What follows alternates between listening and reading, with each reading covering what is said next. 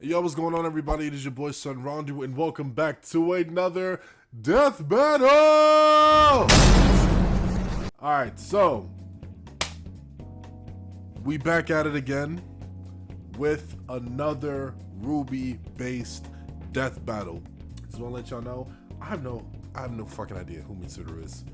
But I guess I'm about to find out because it's Death Battle, you know what I'm saying? We got baby girl Weiss, best girl of fucking RWBY, you know what I'm saying? Now at first I wasn't fucking with not RWBY. I wasn't really messing with Weiss all that much. I didn't like her attitude. I didn't like her approach to a lot of certain things when it came to just RWBY, and I just didn't like her at first. But then over time, as I watched the show, Weiss is one of my favorite characters. Of course, my favorite is Yang, but you know what I'm saying, Weiss is definitely best girl. I love Weiss with all my heart. Now obviously I don't know too much about Mitsuru for Persona. I'm pretty sure I will at some point. I may even do a reaction to the anime. If you guys would like to see that, let me know. But yeah, it's Death Battle time. RWBY versus Persona, Death Battle. Without any further ado, let's get it!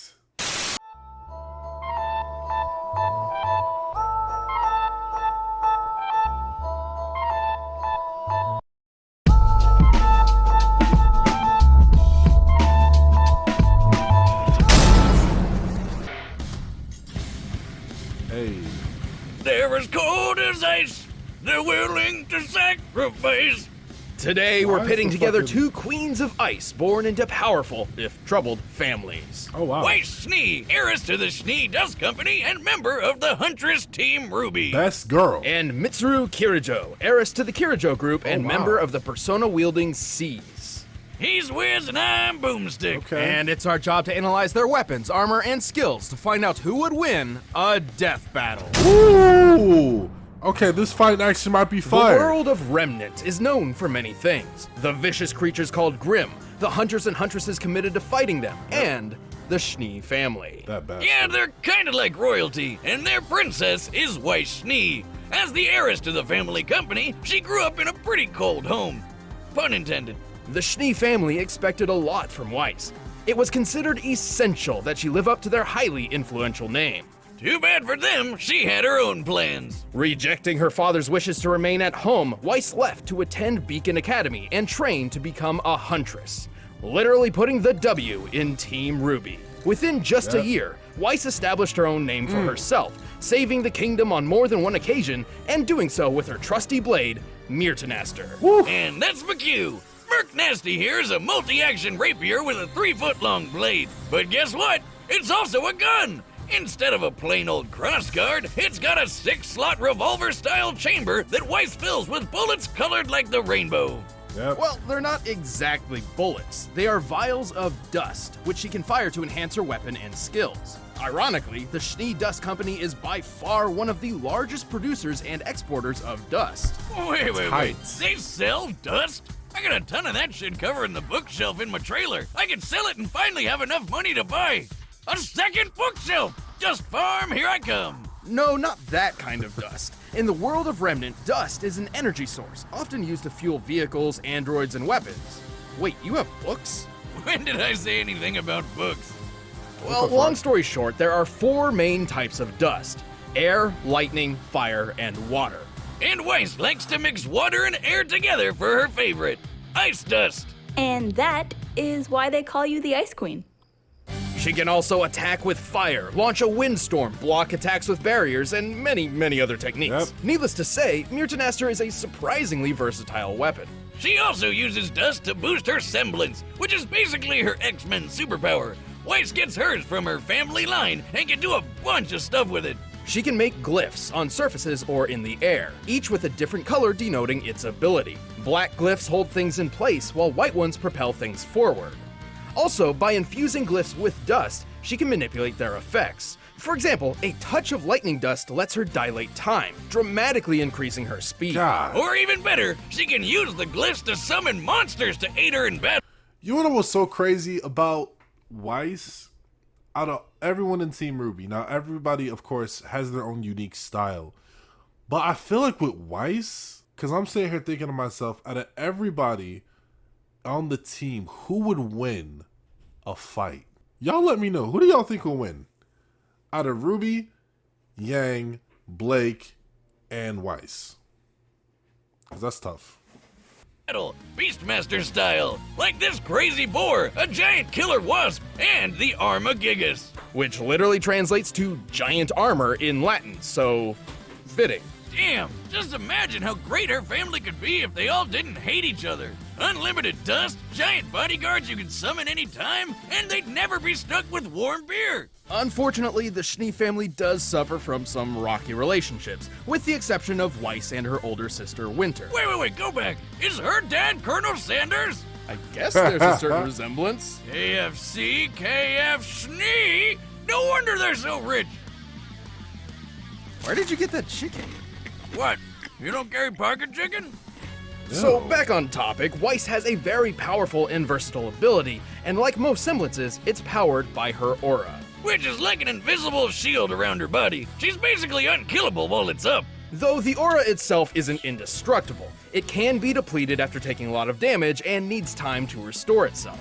Without it, she cannot use her semblance, and she's much more vulnerable. But that aura is pretty friggin' tough. It was just enough to take a full-on hit from a geyser of lava. Lava can reach temperatures up to 1200 degrees Celsius, enough to melt iron. And during a food fight of all things, she was thrown into a pillar so hard it was obliterated. Hey Wiz, I've been in a few food fights in my crazy. time, and that shit gets intense. And that one's tame by comparison. But greatest of all, with a combination of ice and her aura, she survived riding atop a speeding train crashing through concrete. By measuring the diameter of the resulting hole and applying the values of fragmentation, this means Weiss survived an impact equal to over 7 tons of TNT. But it's not just Weiss that's tough. Her glyphs are strong enough to catapult the Armagigas. And with her ice powers, she's knocked around a giant mech built for fighting Godzilla-sized Grim. Compared to the height of her teammate nearby, it appears she created over 2,000 metric tons of ice. Obviously, that much ice doesn't fit into 2 vials of dust. She's likely using the ocean as a base to exert fusion energy and vaporization energy on the nitrogen in the air, thereby freezing it like so. At most, this would require over 900 billion joules of energy, equivalent to detonating around 230 tons of TNT. Damn. Wow! No wonder she could push that big old robot around. Plus, Weiss can also move super quick, dodging missiles and even hitting bullets out of the air. And with time dilation, she can stay nearly untouchable while taking out her opponents in the blink of an eye. Like that old saying, float like an inner tube on a lazy river and sting like your pee in the morning. Please go to a doctor. Throughout her journey, Weiss has overcome all sorts of dangers, but her most difficult task may have been the moment her father cut her out of the family, leaving her financially broke and dismissed from her birthright. Ah, boo-hoo, no more allowance. Still, she's powered through and made a name for herself as a huntress. With the RWBY team at her back, I think she's found the family she truly belongs to. Yes! I gotta react to the fucking soundtrack, bro. I'm more than a name. Alright, Mitsuru. In the early 2000s, you'd be hard-pressed to find someone in Japan who didn't know of the Kirijo Group, a global conglomerate involved in nearly every aspect of daily life. And the heiress to this impressive company was a young girl named Mitsuru Kirijo. But unknown to her, the family company was into some pretty sketchy stuff. Her grandpa started experimenting with some sort of mental world called the Mind Place. Or more officially, the collective unconscious, a realm connected to every living being's subconscious mind. And within the collective unconscious dwells shadows, fragments of human psyche which often appear as malevolent monsters. They're basically demons. Kind of. However, there's another sort more directly integrated with the minds of individual people, effectively becoming their shadow selves. So some of them are demons who want to kill you, and some of them are demons who are part of your brain? Close enough. Well, Gramps tried to get the shadows for himself, but as anyone who's tried to summon demons will tell you, don't do that. Trust me, it never works out. And when it does, it doesn't. Chaos Incarnate erupted. The resulting explosion from his experiment released the shadows into reality to prey on an unsuspecting populace, and unveiled the Tartarus, a citadel between worlds. The Earth was drastically changed with a new dark hour, an extra hour of time occurring at midnight. Most folks didn't notice, though. The world basically freezes in time during the dark hour, including people. So nobody's got to pick up a new 25-hour clock, because when the hour runs up, everything continues like nothing happened. It's like getting an extra hour of secret sleep. But some people are able to operate during this hour, including Mitsuru, which she decided to take full advantage of. Yeah, she felt pretty guilty about her family basically ruining everything and sending hundreds of murder monsters into the world. So she swore to fix her grandpappy's mess. And while she's certainly skilled with a rapier thanks to her time in fencing club, a single sword would never be enough to combat the hordes of shadows. Luckily, her first experience with the Dark Hour helped her out in this regard. That's one way to put it. She and her dad were almost murdered by spooky shadows. But this event also led to an awakening. With the threat of death itself mere seconds away, Mitsuru dug deep within and found a new weapon, her shadow self. And that's how she became a person user. Persona user. Yeah, that's what I said. User. Thanks to this fateful night, Mitsuru can summon a manifestation of her personality known as a persona. This was Penthesilea, who would eventually evolve into her ultimate shit. form, Artemisia. Artie is the best non-imaginary friend you could ask for. She's got all sorts of powerful ice spells. She can heal Mitsuru's wounds. She can drain someone's energy and add it to Mitsuru's own. And she can blow people up with mega deal. It's a big purple kaboom that ignores special defenses. Anyway, and to top it all off, she's got a kinky ice whip.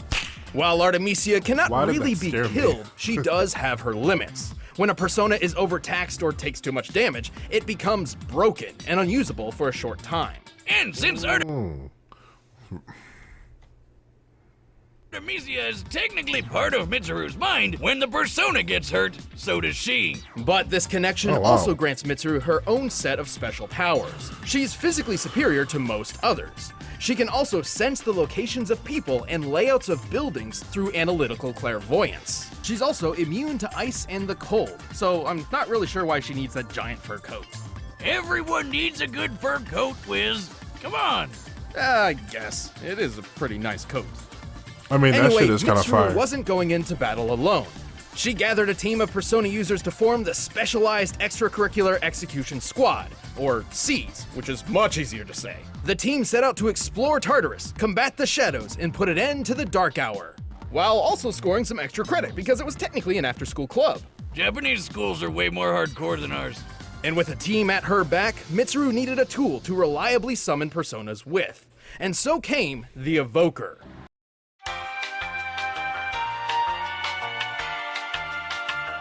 Which might be a little disturbing to some people, so fair warning. Yeah, it looks just like a gun, and that's kind of the point. The idea is to use the gun to create an extremely traumatic experience similar to how Mitsuru first evoked her own persona. Specifically, this is accomplished by aiming the thing at your face and pulling the trigger. Yeah, that's definitely not how guns are supposed to work. Questionable concepts aside, Mitsuru and her persona are an absolute terror on the battlefield. Oh, wow. Oh, God! Did she just cut off that thing's dick? Yes, she did, Boomstick, and it was a goddamn cannon. Oh, the horror, but also cannon dick. Mitsuru is quick enough to dodge gunfire. Heck, another Persona user is even fast enough to outrun a bullet fired by a Magnum. Those usually have a muzzle velocity of over 360 meters per second. And Personas can move even faster. Naotos could react to and catch an arrow in milliseconds, and Mitsuru has defeated her in battle. But hey, how about that time Mitsuru and her whole team survived an explosion that totally wrecked this whole bridge? Now, in my humble opinion, using The my Michael very own Bay. handcrafted munitions measurement chart, I'd say this blast falls somewhere in the range of, oh shit, we're dead. Interesting, but let's use some real science now. This is real science. I tested explosions and their real effects on real people, just like you would. I'm a real scientist now. But that's... wait, real people? Boomstick? Where are the interns? Hey, look, I got you that coat that you wanted. Ooh, thank you! Oh, it's so soft. What the fuck? Interns. But hey, Wiz, there's one more math thing you gotta do. By working with another Persona user, Yukari, Mitsuru helped freeze up this giant, creepy puppet monster. Well, again, taking nitrogen into account as it comprises 70% of air's makeup, we can apply its required fusion energy and vaporization energy. To find this feat would need an energy output equal to 60 kilotons of TNT. Though this can't all be attributed to Mitsuru, as she did have help. That's still a hell of a lot of ice. Mitsuru and Artemisia sure make a powerful pair. And even after successfully ending the Dark Hour and redeeming her family name, Mitsuru continued battling for people everywhere, one shadow at a time. This appears to be just the beginning. All right, the combatants are set, and we've run the data through all possibilities. But first, I'm all out of pocket chicken, so let's get something better with Blue Apron. I'm gonna just stop it right there. Okay. Oof, oof, oof. This is a good one. I don't know. I feel like with Mitsuru, I feel like she has a little bit more cons than Weiss, but she has like a fallback. You know what I'm saying? Like, ah, man, this is probably gonna be a tough one. Now, just out of respect, I mean, not even respect, but just because I know Weiss more than I do Mitsuru, and I know obviously I'm going to know who the character is later on down the road, I think I'm going to go Weiss on this one. Damn, this might be close. I don't know, y'all. Let's see how this goes. Ooh, okay. Are they already sparring? Woo! Such good form. You fight with a sense of ease. Thank you, but flattery will get you nowhere. Okay. Oh my god, the swiftness between the two, it's so fucking... It's elegant. Delicious! Oh shit, okay. Fighting me with ice? Ironic. And a waste of time. Artemisia!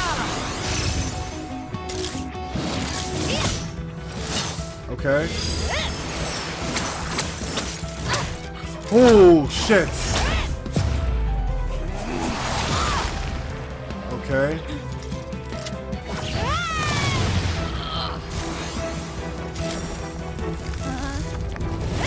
Whoa! Can't touch me, Ice Queen! Huh. So that's what it's like.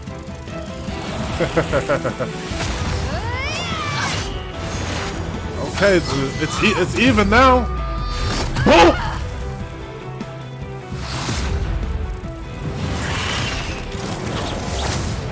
Damn.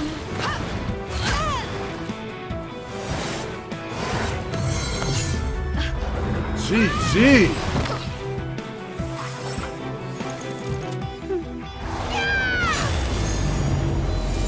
Here we go.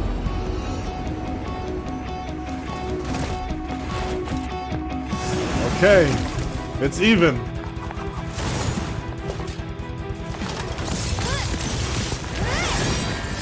Whoa.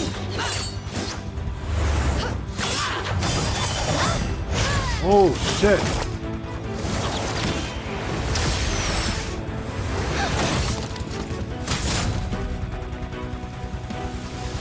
As annoying as this was, I have to admit, you fought valiantly. But now, you'll fall by my own hand! I can do this on my own. Artemisia! No mercy! Woo!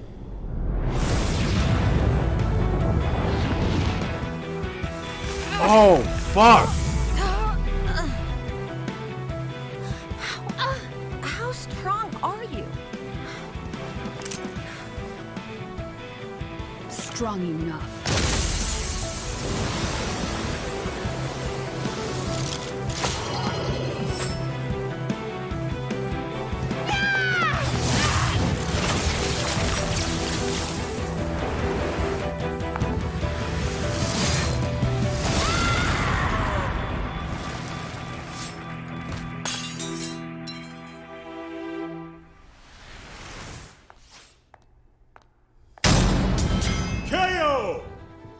well, Wow. I'm glad we got these coats, cause that was cool.